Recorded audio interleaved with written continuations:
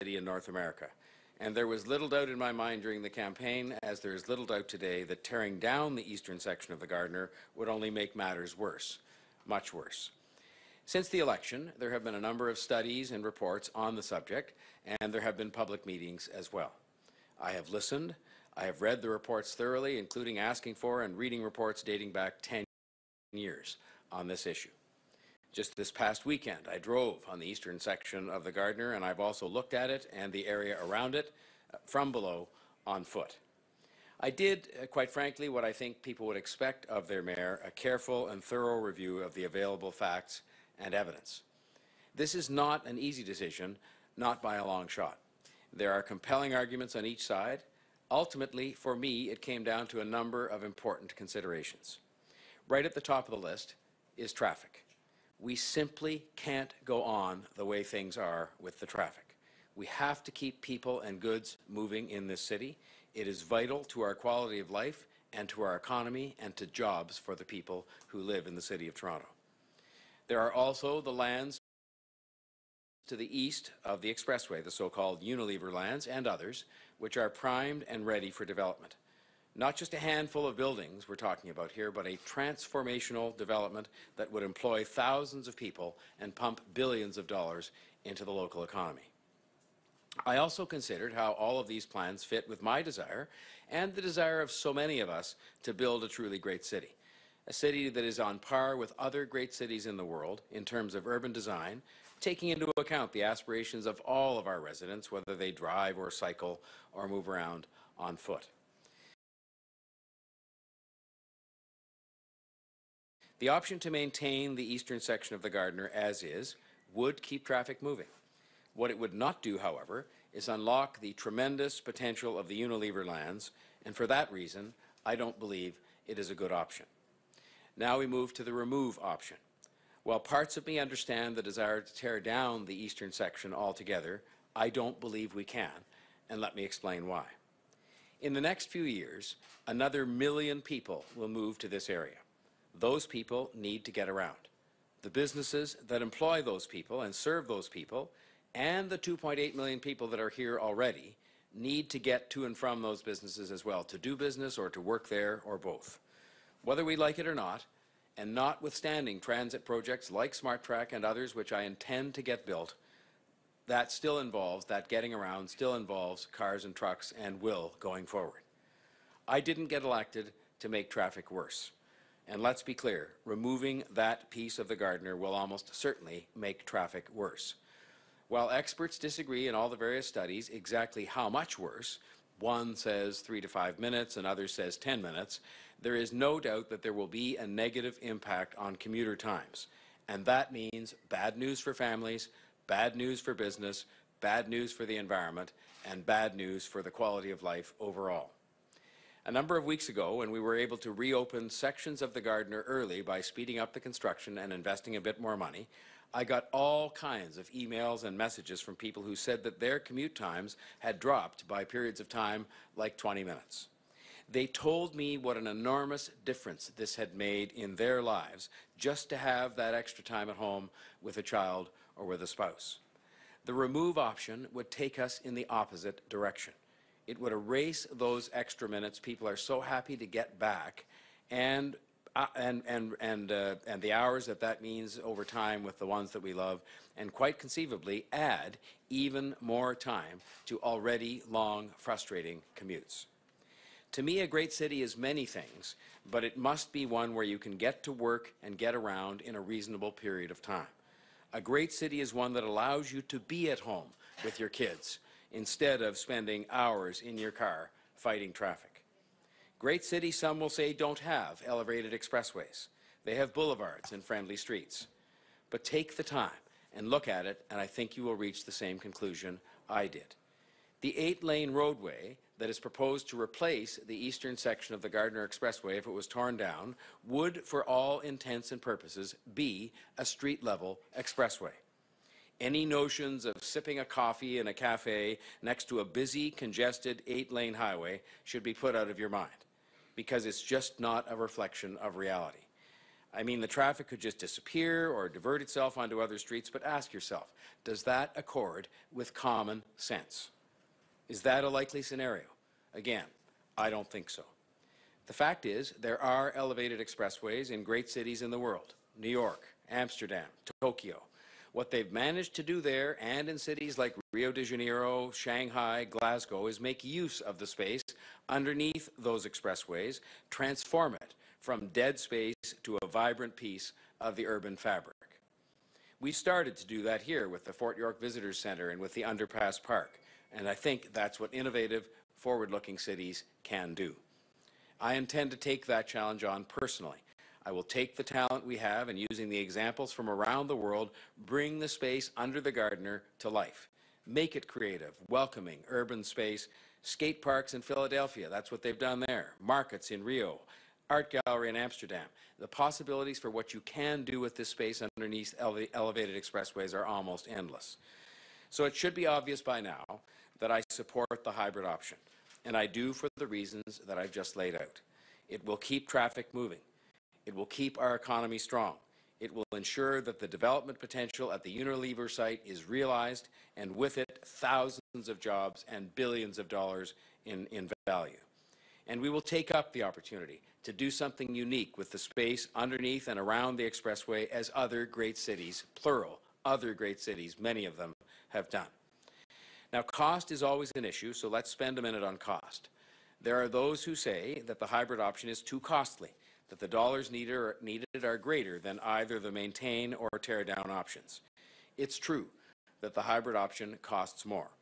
But when the costs are looked at in real dollars, when you look at the effect that time has on money, the costs are only slightly greater.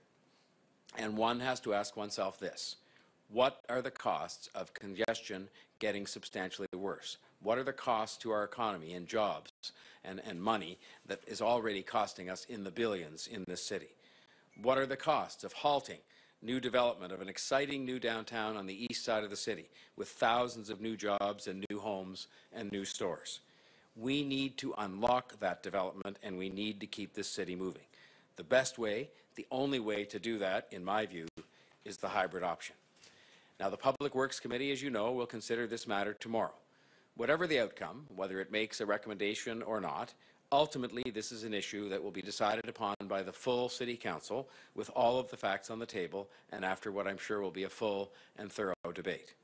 I am confident that once that happens, when we have those facts and when we have that debate, it will become clear that the hybrid option is the best choice, the best way forward, the best way to keep our city and our economy moving, the best way to unlock the potential of the city and the value that we have in the emerging areas, and the best way to ensure our place among the great cities of the world.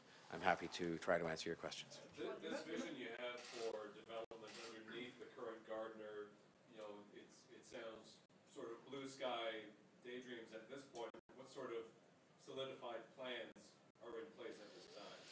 Well, there aren't any, but I'm hopeful that arising out of the discussions that take place tomorrow and going forward, that there will be every opportunity taken, and I intend to show some leadership on this, to replicate things such as have been done elsewhere. In Philadelphia, there's a skateboard park. In another place, there's a graffiti area that's part of public art where people can do that. In Rio, they have markets. I mean, they've found various uses in various cities to make this space come alive, to in fact make it as a connector that actually is not dead space. And we've seen that in our very own city with the Fort York Visitor Centre and the Underpass Park, which got rave reviews internationally when it was done. And I would like to see that replicated throughout the course of this hybrid option, if that's where we end up after the City Council discussion. Pay for? Well, I mean, there is a substantial sum of money that was put into the capital plan for the period, I think, between 2020 and 2026, which is actually the construction period. We will now have to find us slightly more money in order to finance this option, which I've said is slightly more expensive, and we will do that as part of the budget process. It is a slight additional interest cost per year over the life of this new asset, and we will do that as part of the normal budgeting process, as we would have to do with any project. But there was an amount that's presently in the capital budget that was meant to account for some work, obviously, to be done at the east part of the Gardiner Expressway. What did you think when you were out there driving around and looking I thought that, that the number one, I thought the same as I thought during the election and the same as I've always thought in terms of keeping the city healthy. We simply can't afford to do things that are going to strangle this city to an even worse extent when it comes to traffic congestion. People are already complaining, miserably, and I understand why. I'm not being critical of them. And I saw it as a reason why I got elected, to come down here and try and address that, and I've been trying my best to do it.